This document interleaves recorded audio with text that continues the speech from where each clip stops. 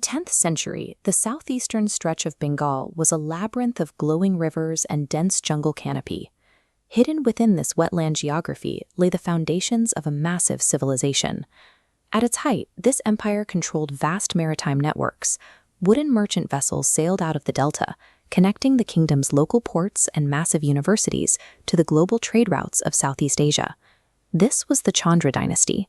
They were an anomaly in medieval India, a network of river-bound vassals who managed to unite the delta and forge one of the last great syncretic Buddhist empires in the subcontinent. In the early 900s, the geopolitical map of eastern India was fracturing. The Pala Empire, which had provided a central core of authority for generations, was rapidly losing its grip. Operating out of the rugged Lamai hills, a family of minor feudatory landlords known as the Chandras watched this central authority collapse. A leader named Trailokyachandra saw an opening.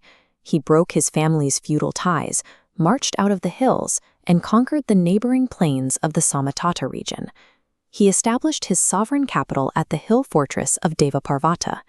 Here, he began constructing vast brick stupas, turning his new stronghold into a center for Tantric Buddhism.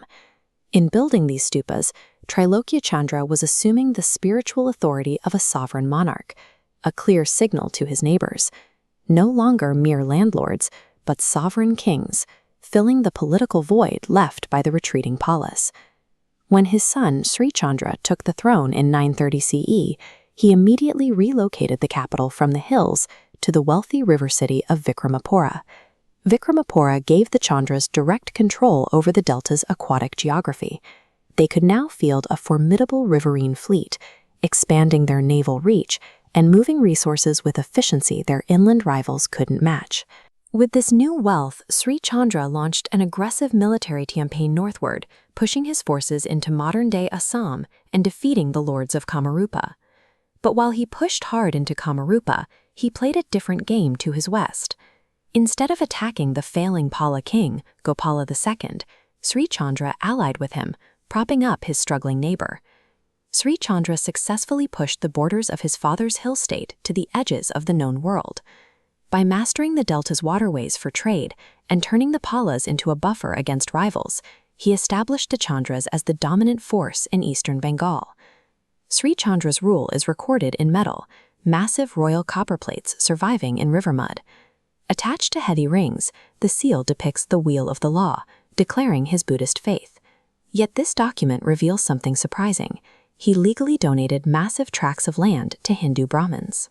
The revenue from this land was earmarked for a specific project, the construction of Chandrapur University, a colossal educational complex made up of 9 distinct monasteries. The curriculum was highly syncretic. Students at this state-funded institution studied Hindu Shastras and the 4 Vedas, alongside Buddhist philosophy, metallurgy, and medicine.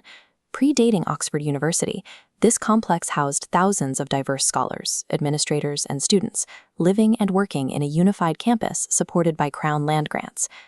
These grants suggest a king who understood that his military conquests needed a stable domestic foundation.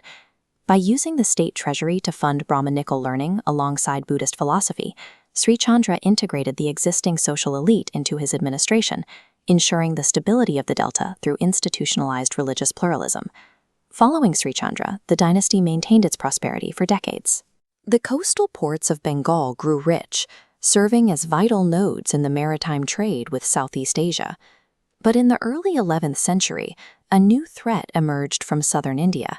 The Chola Empire was expanding rapidly, leaving towering stone temples in the wake of its conquests. In 1021 CE, Emperor Rajendra Chola I launched his legendary Ganges expedition. A massive Chola army cut a path straight up the eastern Indian coast, penetrating deep into the Bengal Delta. The Chandra king, Govindachandra, was completely overwhelmed. His forces suffered a catastrophic defeat, and he was forced to flee his capital of Vikramapura as enemy warships crashed into the riverbanks. The river networks and coastal access that had generated the Chandra dynasty's wealth now served as the perfect invasion highways, completely bypassing their defenses. The Chola invasion broke the back of the Chandra military. Shortly after, the Kalachuri kings launched their own invasions, fracturing whatever territory remained. By 1050 CE, the Chandra dynasty was finished. They were replaced by the orthodox Hindu Varman and Sena dynasties, leaving only low brick foundations and overgrown ruins in the delta. While the physical empire was dismantled, its ideological exports survived. Long before the capital fell, the Chandras had successfully transmitted Tantric Buddhism across the ocean to Southeast Asia.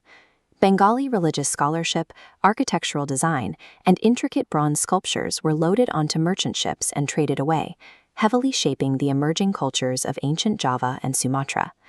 The swords of rival kings erased the Chandra state from the map, but the knowledge they exported and the blueprint they left for religious syncretism outlasted the armies that conquered them.